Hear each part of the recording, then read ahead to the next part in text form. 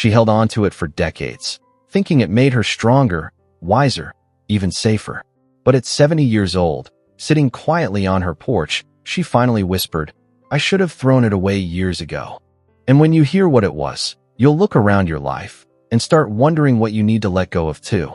Most people assume that regrets in old age are about missed chances or lost money. But for Linda, a retired schoolteacher and grandmother of 6, it was something else entirely. It wasn't a thing you could hold in your hand. It was heavier than any box, louder than any memory, and it followed her everywhere. She kept it tucked away like an old photograph, always nearby, always draining her. Until one day, she couldn't carry it anymore. Here are 5 powerful things the 70-year-old woman wished she threw away sooner.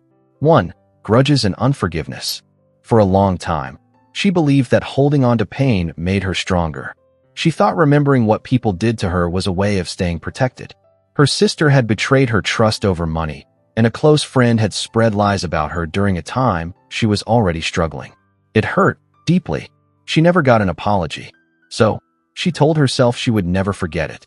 Each time she thought about them, she'd feel a mix of anger, sadness, and pride. Pride that she stood her ground. Pride that she didn't let them back in. But that pride came with a heavy cost. When others laughed, she couldn't fully join in. When good things happened, she felt them, but not deeply. Her heart had slowly turned into a storage room of past wrongs. And the more she stored, the less space there was for anything new. She didn't even realize how heavy it all was until one day, a small moment, a child's innocent question, made her break down. She realized she wasn't free. She was trapped in stories that had already ended. It wasn't easy to admit, but she had become a prisoner to her own feelings. Every time she remembered the moments people hurt her, it was like she was opening the wound all over again. But here's what made it worse. Those people had moved on. They were living their lives, sleeping peacefully at night, smiling in pictures, going to parties. They weren't thinking about what they had done, but she was. Over and over. She carried their mistakes like they were her own. It didn't seem fair. She was suffering while they were fine, and that thought made her even more bitter. But one day, she realized something important. Holding on to anger doesn't protect you. It only punishes you. Forgiving someone doesn't mean you say what they did was okay. It doesn't mean you forget. It simply means you're tired of carrying it. It means you're ready to feel light again. She finally asked herself, what if letting go is not a gift to them, but a gift to me? That small thought opened a door in her heart that had been shut for decades. She began to take slow steps. First, she wrote letters to the people who had hurt her, not to send them, but to release what she'd been holding in. She wrote everything she wanted to say. She cried.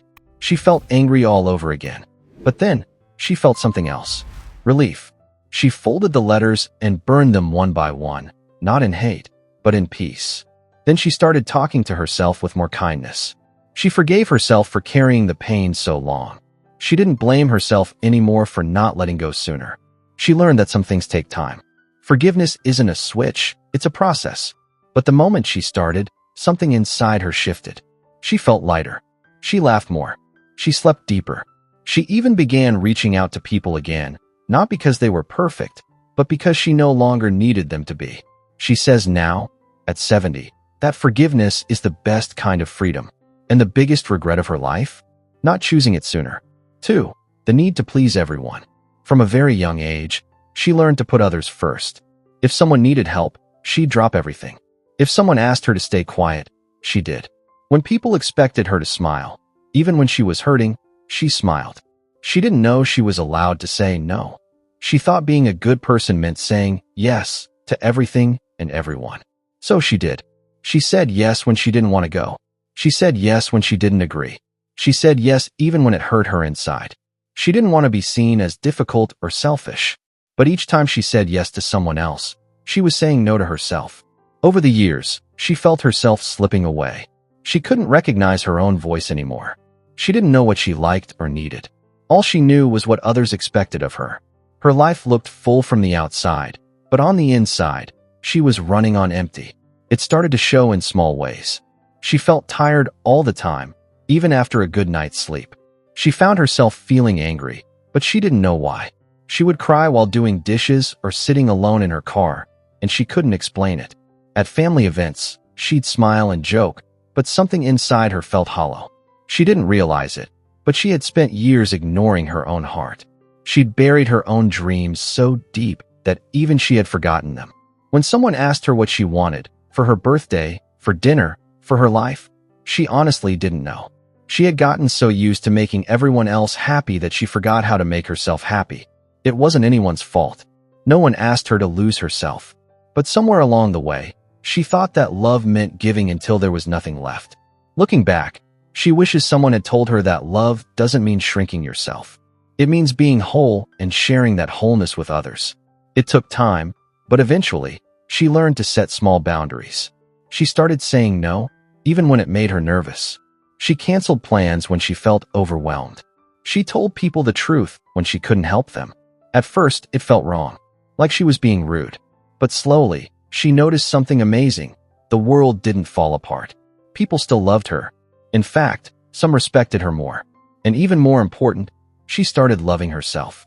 She found time to sit in silence, to take slow walks, to read books she loved but never finished. She even picked up painting again, something she hadn't done since her 20s. Her laughter became real. Her tears became healing. And when someone asked her what she wanted, she had an answer. She now says that people-pleasing doesn't make life peaceful. It makes it noisy. Peace comes when you stop performing and start living. Her biggest regret? Waiting so long to listen to her own voice. 3. Toxic relationships. She used to think that letting go of people was a sign of failure, that walking away meant she had given up too easily. So she held on. To old friends who only came around when they needed something. To a partner who didn't speak with kindness, only control. To family members who constantly made her feel like she wasn't doing enough. She told herself, this is just how they are. Or maybe I'm overthinking. But deep down, she knew the truth. These people didn't love her in a way that felt safe or real. They made her second-guess her worth. After phone calls, she'd feel heavy. After visits, she'd feel drained. Still, she stayed. She stayed because she feared being alone. She stayed because guilt told her she had to. She stayed because history made it hard to walk away. But over time, the cost of staying became too high. She stopped smiling as often. She avoided talking about her life. She even began to feel invisible in rooms full of people she once called home. It wasn't until a quiet afternoon, just her, a cup of tea, and a racing heart, that she finally faced the truth. She looked around and realized that some of the people closest to her only reached out when they needed something. They didn't check on her health. They didn't ask how she was feeling. They didn't celebrate her wins or comfort her losses. They just took. And every time she tried to draw a line, they made her feel guilty. You're being sensitive. You're making a big deal out of nothing. It was gaslighting, though she didn't know the word for it back then. She just knew that their words made her question her reality. And slowly, she started believing the worst about herself, that she was too much, too needy, too emotional. One day, she wrote in her journal, "Why do I feel lonelier with them than when I'm actually alone?" That one question lit something inside her, a quiet fire. She began to understand that love isn't meant to feel like punishment. Relationships should lift you, not bury you. The day she started letting go was both painful and freeing. She stopped returning certain calls. She stopped explaining herself to people who never listened. She made peace with silence. At first, it was hard. Her phone didn't ring as much. Holidays felt empty. But over time, a strange thing happened. Peace moved in where chaos once lived. She had space to think. She laughed more, even at silly things. She made new friends, ones who saw her, listened to her, respected her boundaries. She even reconnected with a cousin she'd drifted from for years, and it turned into the most honest friendship she ever had. Now, at 70, she looks back and doesn't feel anger toward those she walked away from. She just feels gratitude for the lesson. She learned that you don't have to carry everyone with you. Some people are chapters, not the whole story. And your story still matters even after they leave. Her advice to anyone feeling stuck in a one-sided relationship? Let go and make room for love that feels like home. 4. Negative self-talk. If someone else had spoken to her the way she spoke to herself, she would have walked away. But because the voice was in her own head, she listened. For years, it started small, little things like, "You're so forgetful," or "You're just not good at this." But over time, those thoughts grew louder and meaner. "You'll never be enough. You've wasted your life." No one really cares. The worst part? She believed them. Every single word.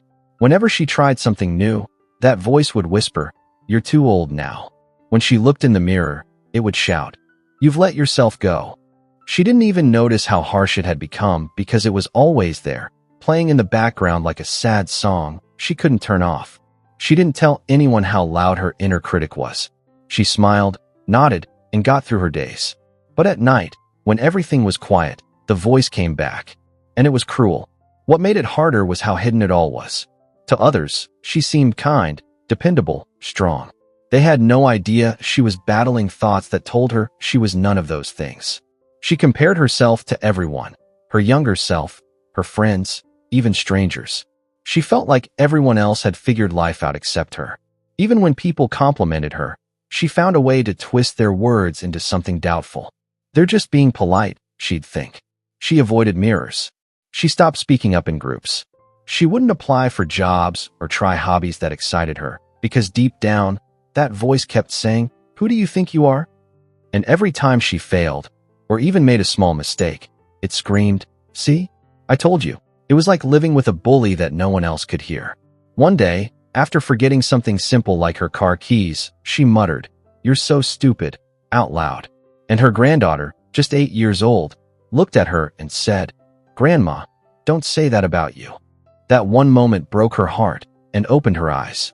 She realized then that if she wouldn't let anyone talk to her granddaughter that way, she needed to stop talking to herself that way too. So she started learning a new voice. A kinder one. At first, it felt fake, like she was lying to herself. But she pushed through. When the old voice said, "You're too old to matter," she whispered back, "I still have today. That's enough." When it said, "You're not good enough," she replied, "I'm doing my best, and that matters." She wrote affirmations on sticky notes and placed them on her mirror. She started journaling, not to list what she did wrong, but what she got through. Slowly, the harsh voice lost its power. It still showed up sometimes, especially on bad days. But now, she knew how to answer it. She built a voice inside her that was patient, loving, and honest. Not overly sweet. Not fake. Just kind. She says now, the most powerful healing came not from others, but from finally becoming her own friend. If she could go back in time, she'd wrap her younger self in a hug and say, "You're already enough. You've always been." So, if you're watching this right now and there's someone or something you've been holding on to, ask yourself, is it worth carrying anymore? Because sometimes the heaviest things aren't in our hands. They're in our hearts. And the freedom you've been looking for?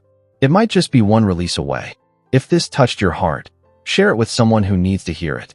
And in the comments, tell us, what's one thing you wish you let go of sooner? Because your story might just free someone else.